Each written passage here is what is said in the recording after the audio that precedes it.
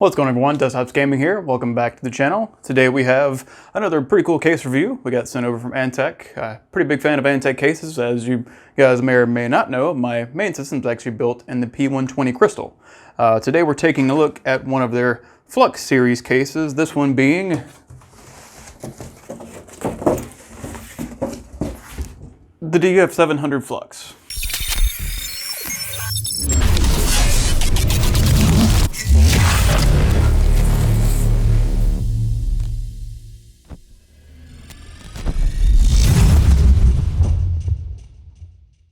So like I said, I already got it unboxed on the table here. Put this back in place. So I figured we'd do a build in it today. This is one of Antec's more budget-focused cases. This one coming in at $75. And I say budget because that means a little something different for everybody, but I think they really did pack a lot in to this case for the price. So going over some of the main features before we get into building this one today and then doing some thermal performance is, like I said, they did kind of design this one in mind for better thermal performance. So airflow is pretty good on this case. Like I said, going into the front here, it actually includes 3 ARGB fans right here in the front. As far as other fans included, you actually get 5 in this case. You have a rear exhaust already installed in the back here, like so this one being just a regular fan, non-RGB. And then in the kit, you actually get what they call the reverse fan in the bottom of the case when it actually comes shipped to you. So this one, meaning it's meant to pull airflow from the GPU or the PSU shroud up through to your GPU. So we'll be testing to see if that makes a big difference today. But going over the main portions of the case, like I said, you do have this removable filter here in the front. So we'll go and snap this off.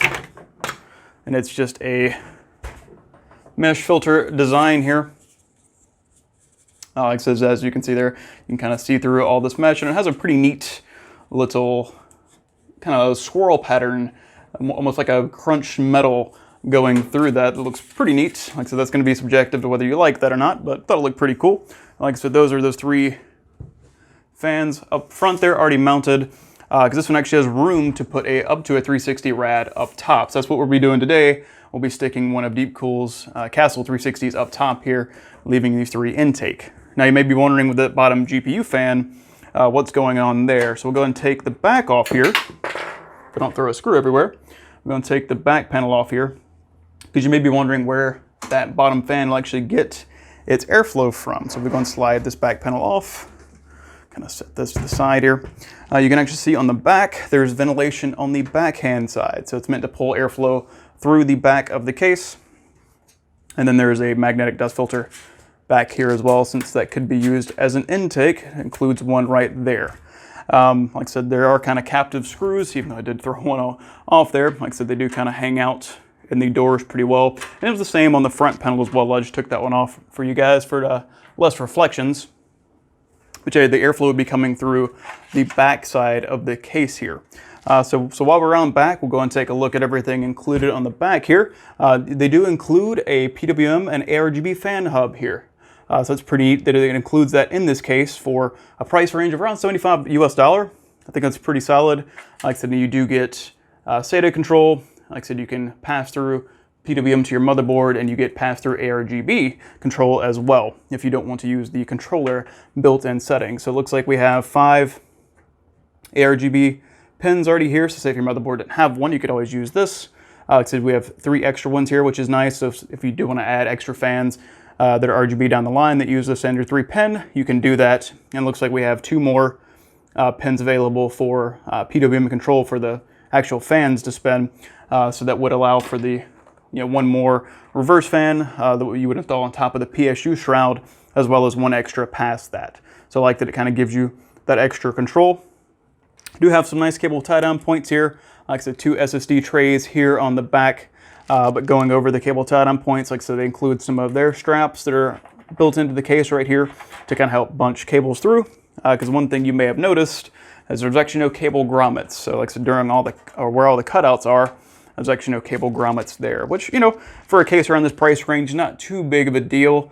But like I said, that is one kind of, I guess, what would you call it? More of a high-end feature to have grommet cutouts. Of course, you could always add your own if you wanted to, if you were a little more picky about it, if you could find something that would fit perfectly. But the motherboard will cover up a good bit on the side here. You just won't have those normal grommets, you know, and the cutouts where you would normally run your cables through. There is a cutout at the PSU here, so you could show off your power supply if you needed to. And then back around on the back side here, we do have a drive mount down bottom. Looks like just for a 3.5 inch, or you could see mount a 2.5 inch here. It is one of the ones that slide out, and it can mount kind of toolless. It'll grab onto the hard drive, so no screws if you're using the 3.5 inch, which is pretty cool. But of course, that's where all of your extra goodies come if you're getting this case brand new. And moving along the top here for the I/O, looks like we have two USB 3s here. We have a split microphone and headphone jack. Of course, the power button, the LED button for the controller itself there, if you're not going to use your motherboard control. And then it looks like we have a, looks like power and hard drive activity light, I believe. That's what those are running to. Like I said, I could pull up the actual connectors and tell you. So I believe that's correct. Yes, and of course then you have your HD audio, which isn't so HD. All right, so as far as just a quick build we're going to do today, just to test this guy out, we have our normal X570 Aorus Elite here. Already have our Ryzen 5 3600 installed, nothing too crazy high in there. And then as far as GPUs go, we're using our typical Aorus 2070 Super. Like I said, just gonna be throwing that in there. That's it, got a Seasonic power supply. Like I said, for cooling the CPU, we're gonna be throwing in this 360 just to see how it is to build up top. No, the CPU does not need a 360 rad, but like I said, since we can support one up top here, we're gonna test thermals with one mounted up top. Like so, we'll have the 3 intake on the front, the exhaust in the back, and like I said, we may play with the difference between this reverse fan here by mounting that at the bottom of the case. All right, well that about covers the overview there. Let's go and jump into building. All right guys, so the build is complete. Sorry, I had a little camera miss up there during the time lapse. Normally we do build lapses on most of our builds, but like I said, we just skip over that today. You guys get to see the completed build first. So let me come grab you guys. We'll do some up close real quick, and then we'll dive into some thermal testing. Build came along pretty good. Like I said, had no really issues building in this guy. All right, so first things first though, let's go ahead and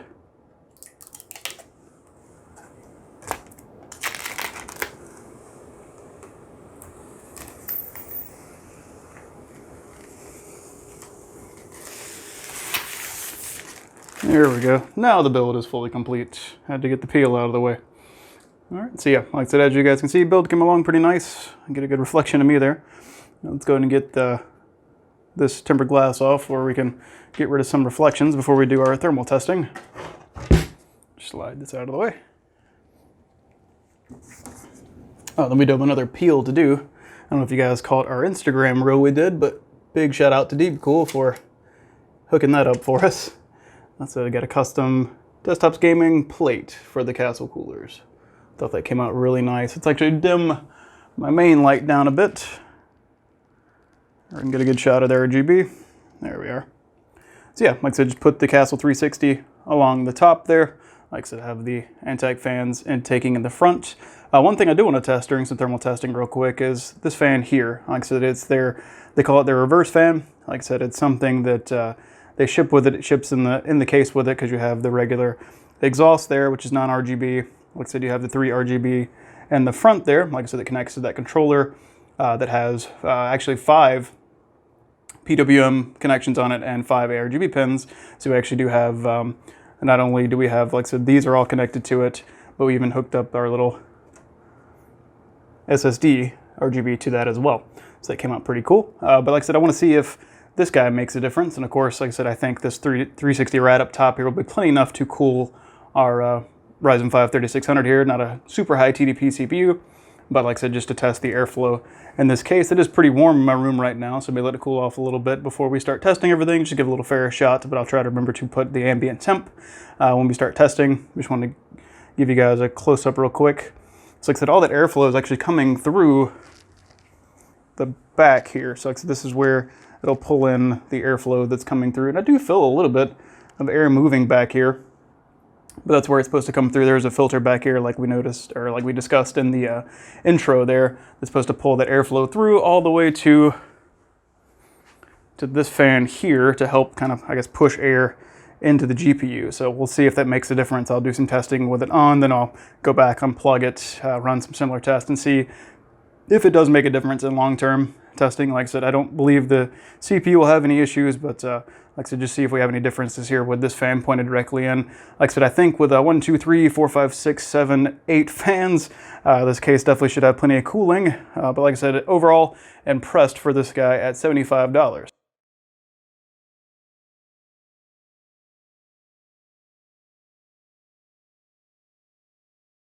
All right, guys, so like I said, very impressed with, like I said, the thermal performance of this case here. Like I said, hopefully you saw kind of, what we were going over with all the thermal testing there. Like I said, overall, building the case, super easy to build in. Like I said, had no issue fitting that 360 rad up top, which is a little harder in some cases. That actually is slightly spaced away from the VRM at the top here, or where your RAM and VRM and stuff would be on the motherboard, so giving enough room to install fans and everything with not too much issue. Like I said, I had no issues installing this and not encountering any of the hitting the RAM or anything like that up top. Like I said, now as far as the fans, like I said, I like that they're on the opposite side of the case here, on the outside facing the mesh. Like I said, giving more clearance for, say, if you want to install radiators, pumps. Like I said, I wouldn't see an issue doing some water cooling in this build, or even longer GPUs if you did happen to have a longer GPU than the one we use today. Like I said, it would give you some more room. And I think overall, just looking at the front of this case, like I said, it looks pretty good too. Like I said, looks are always going to be, preference of what you like. But like I said, I kind of like the front mesh design there. It comes off looking pretty good. Like I said, hopefully we went over enough for you guys today so you can make a decision on that. Like I said, a little biased here because I'm an Antec case fan. Like I said, I do run one as my main rig, the P120, like I said earlier. But yeah, like, so hopefully you guys gained enough out of that to make a decision on this.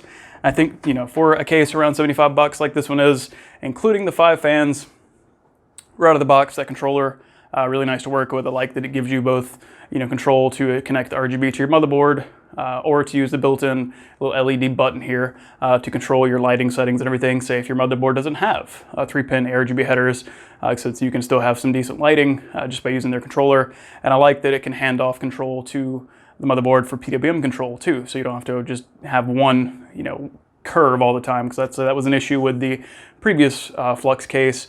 Like I said, it was a SATA powered controller, but you had no PWM control, so it should be constant 12 volt, maxed out. That's pretty much it. And you couldn't actually go in and dial fan curve. So I like that they allow you to connect that back to your motherboard and allow your motherboard to control what's going on there, just giving the the controller supplemental power with that SATA plug. But yeah, guys, that about wraps it up. If you do have any questions, leave them down in the comments below. If you have any questions about the case, about how the build went, anything else you can think of, just drop a comment down below on that. I will get back with you as soon as possible. Of course, check us out on Instagram over at Desktops Gaming. Check out our latest builds in the playlist. But other than that, appreciate you guys stopping by. Take it easy.